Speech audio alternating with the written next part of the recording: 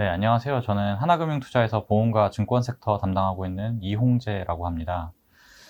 네, 오늘은 이제 그 하반기 저희 업종 전망에 대해서 말씀을 드리겠습니다. 일단 먼저 첫 번째 페이지 보시면은 이제 저희 일단 결론부터 말씀드리면 생보, 손보, 증권 업종 중에서 손보 업종을 최선호로 말씀을 드리겠습니다.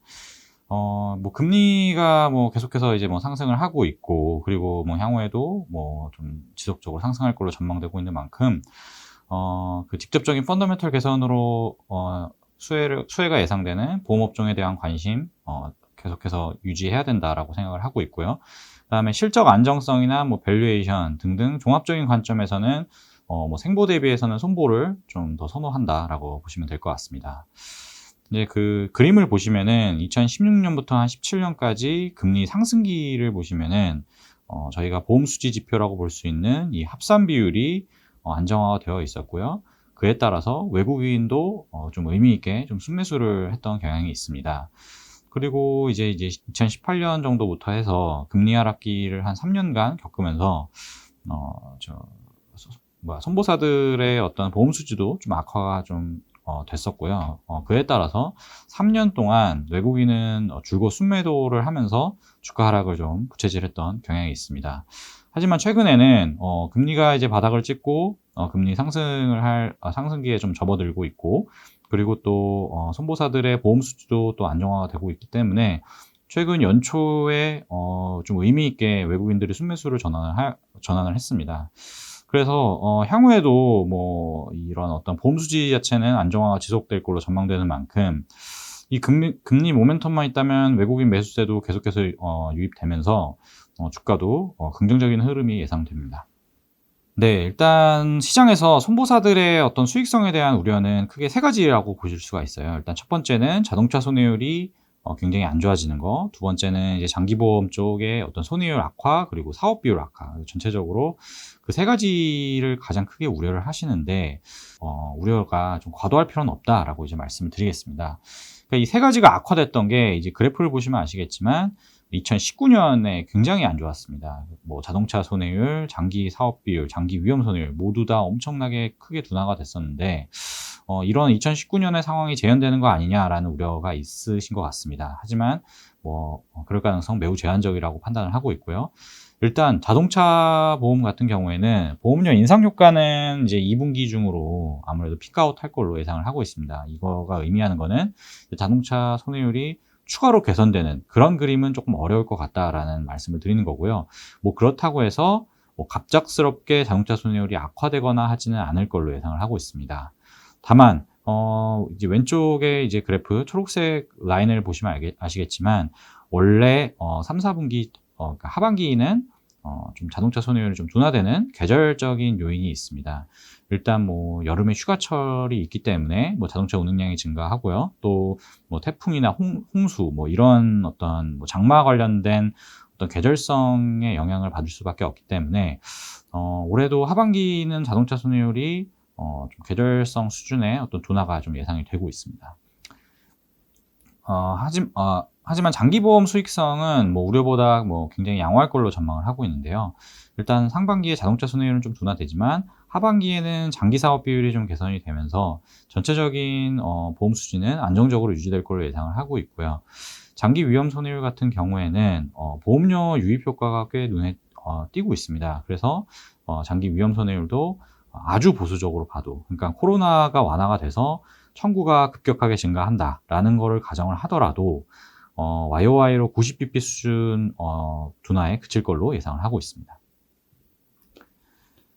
이제 조금 더 자세하게 이제 말씀을 드리면 일단 신계약 경쟁에 대해서 좀 우려하시는 부분들이 있는데 최근에 1분기 숫자를 보면은 DB랑 현대해상이 조금 신계약이 증가하면서 다소 좀 뭐 신계약이 또 2019년 때처럼 좀 경쟁이 증가하는 거 아니냐라는 우려를 하시는데 사실 이거는 메르츠나 삼성화재가 좀 큰 폭으로 좀 그 신계약을 좀 줄이면서 이런 어떤 반사 효과다라고 보시면 될 것 같고요.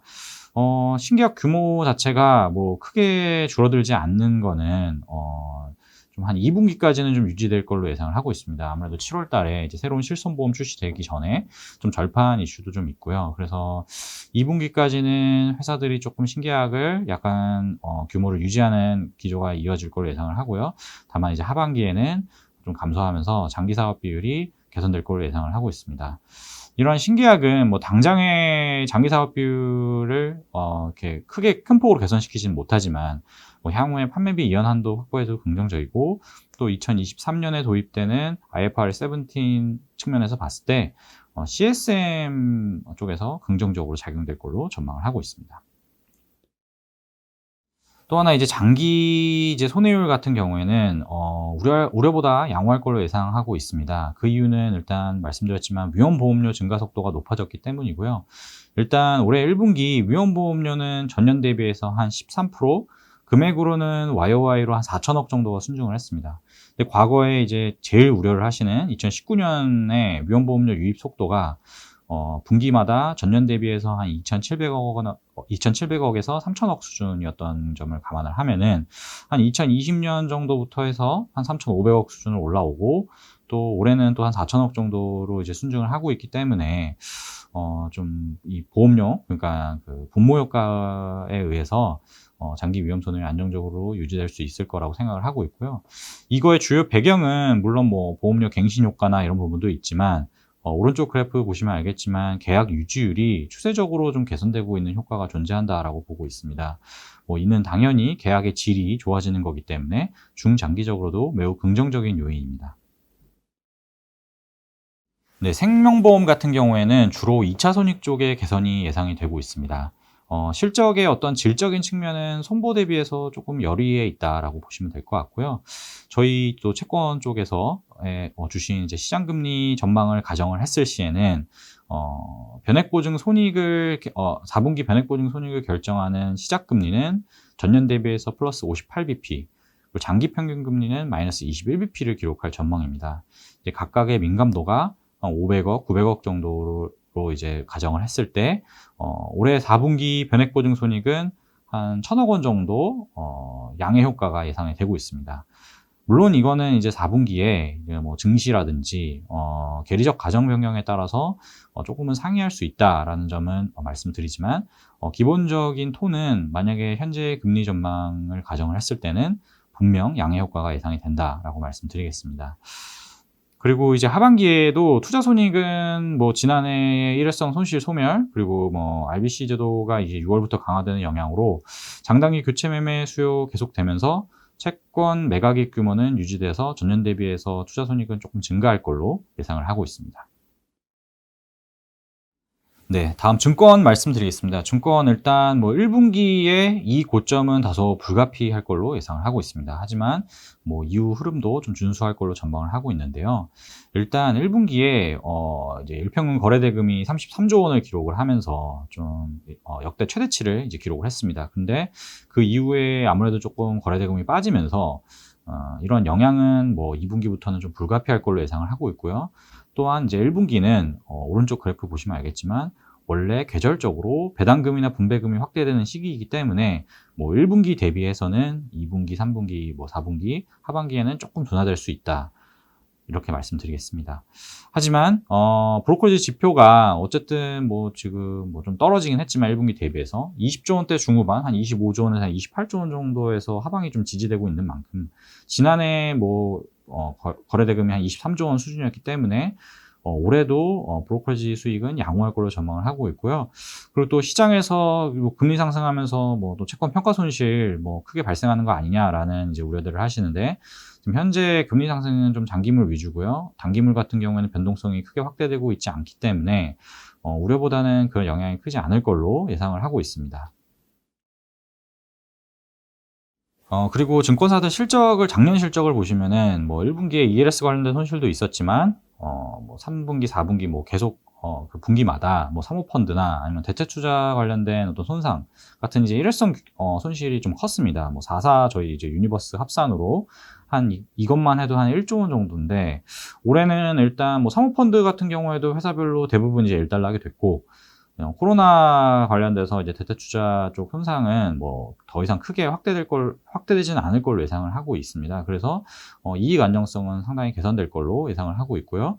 그리고 또 최근에 뭐 IPO나 뭐 조달 수요가 좀 확대가 되고, 그리고 코로나 상황이 뭐 좀 완화가 되는 분위기가 나오면서 대면 영업 재개 등으로 IB 부문의 실적이 상당히 양호할 걸로 예상을 하고 있습니다. 이제 회사별 순이익 증가율은 좀 크게 좀 다른데요. 이거는 기본적으로는 작년 1분기에 이제 EARS 관련된 손실에 따른 기저효과 유무가 주로 이제 그 배경이고요. 일단 삼성증권 제일 큰 폭으로 증액 날 걸로 예상을 하고 있는데, 그 이유는 뭐 EARS 관련된 손실도 있지만 기본적으로 대형사 중에 브로커리지 비중이 높기 때문에 올해 좀 실적 모멘텀을 좀 받을 수 있다라고 보고 있고요. 뭐 한투도 마찬가지고, NH 같은 경우에도 그 25% 정도는 YY로 증액 날 수 있다라고 보고 있습니다. 미래에셋이 조금 뭐 약하다라고 보실 수가 있는데, 일단 작년에 크게 타사들 대비해서 크게 뭐 주저앉지 않았다. 그래서 좀 기저가 좀 높은 영향이 있다라고 보시면 될 것 같고요. 증권사들 전체적으로 올해 연간 실적은 사상 최대치를 기록할 걸로 전망을 하고 있습니다. 네, 다음 투자 전략 쪽으로 넘어가서 말씀을 드리겠습니다. 서두에 말씀드렸지만 하반기에는 손보 업종 최선호로 말씀을 드리겠습니다. 뭐 이익의 안정성이나 뭐 멀티플, 뭐 배당, 뭐 금리 모멘텀 등을 뭐 정말 종합적으로 고려했을 때 손보사가 가장 매력적으로 판단을 하고 있고요. 뭐 업종별 상대 선호도는 손보, 증권, 생보 순이다라고 보시면 될 것 같습니다. 일단 올해 예상 배당 수익률이 손보가 이제 평균적으로 한 5.5%, 증권 한 4.9%, 생보가 3.5%로 손보 쪽이 좀 배당 매력이 좀 부각이 되고요. 아무래도 뭐 하반기에는 배당 쪽에 대한 관심이 늘어나실 거기 때문에 아무래도 좀 손보 업종 주가가 더 좋지 않을까라고 조심스럽게 예상을 하고요. 그 다음에 뭐 최근에 금리 상승하면서 저PER, 멀티플 매력이 있는 회사들이 없는 업종들이 조금 주가가 좋은 경향이 있는데, 멀티플 같은 경우에는 증권이 6배, 손보 7배, 생보 9배로 가격 메리트는 증권 업종 쪽에서 조금 더 부각된다라고 보시면 될 것 같습니다. 네, 최근에는 또 이제 외국인 수급도 좀 중요하다고 좀 보고 있는데요. 뭐 코스피 같은 경우에는 좀 매도를 많이 하고 있죠. 근데 저희 업종 같은 경우에는 외국인 수급도 좀 비교적 양호한 편입니다. 외국인 수급은 전체적으로 손보가 가장 우위에 있고요. 뭐 YTD로 한 3,670억 정도 순매수를 하였습니다. 일단 외국인 수급을 회사별로 보시면은 삼성보험 계열사 같이 이제 RBC 비율이 높은 회사들, 뭐 혹은 DB 같이 금리 민감도가 좀 낮은 회사들, 이런 어떤 자본 비율에 따라서 좀 외국인 수급이 몰리는 경향이 있었고요. 증권 업종 같은 경우에는 저PER, 그러니까 멀티플 매력이 있는 회사인 뭐 NH 같은 회사에 좀 집중되는 경향을 보였습니다. 앞서서 뭐 서머리 때 말씀을 드렸지만 외국인은 이제 손보사들에 대해서 2017년 이후에 3년 만에 순매수 전환을 했고요. 이게 또 게다가 그 규모가 굉장히 의미 있게 크기 때문에 향후에 뭐 금리 모멘텀이 꺾이지만 않는다면 외국인 수급 가장 양호할 걸로 전망을 하고 있고, 이에 따라서 주가도 좀 충분히 반응할 수 있다라고 보고 있습니다. 네, 이제 다음 토픽 말씀드리겠습니다. 일단 보험업종은 삼성화재 말씀드리고 목표가 30만 원 말씀드리겠습니다. 일단 1분기에 삼성전자 쪽에서 특별배당 수익이 있었기 때문에 올해 대형 손보사 중에서 실적 모멘텀 가장 클 걸로 전망을 하고 있고요. 그리고 최근에 좀 금리가 상승하면서 자본 비율이 조금 하락하는 그런 경향들이 있는데, 현재 삼성화재 같은 경우에는 신종자본증권 같은 보완자본 없이도 보험업계 최고 수준의 RBC 비율을 기록을 하고 있기 때문에 이러한 금리 상승기에는 또 비교 우위로 좀 부각이 될 걸로 예상을 하고 있습니다. 그리고 업종 대표주로서 뭐 이런 금리 모멘텀이 살아있는 한 외국인 수급에서 가장 우위가 지속될 걸로 예상을 하고 있습니다. 네, 다음 또 보험업종 중에서는 DB손해보험 말씀을 드리겠습니다. 목표가 68,000원 말씀드리고요. 이 회사 같은 경우에는 올해 실손보험 3년물 중에서 60%가 갱신을 도래합니다. 이에 따라서 좀 코로나가 완화돼서 손해액이 좀 증가하더라도 장기 위험 손해율 리스크에서 가장 자유롭다는 강점이 있고요. 그리고 RBC 비율 같은 경우에 금리 민감도가 한 2%포인트 수준으로 그 상장 보험사들 중에서 가장 낮은 편이기 때문에 가장 안정적이라고 보실 수가 있고요. 그리고 뭐 보완 자본 여력도 충분하기 때문에 오른쪽 그래프 보시면 알겠지만 지난 몇 년간 배당 성향을 좀 상향을 했는데, 이런 상향세가 저는 유지될 수 있다, 충분히 유지될 수 있다, 이렇게 말씀드리겠습니다.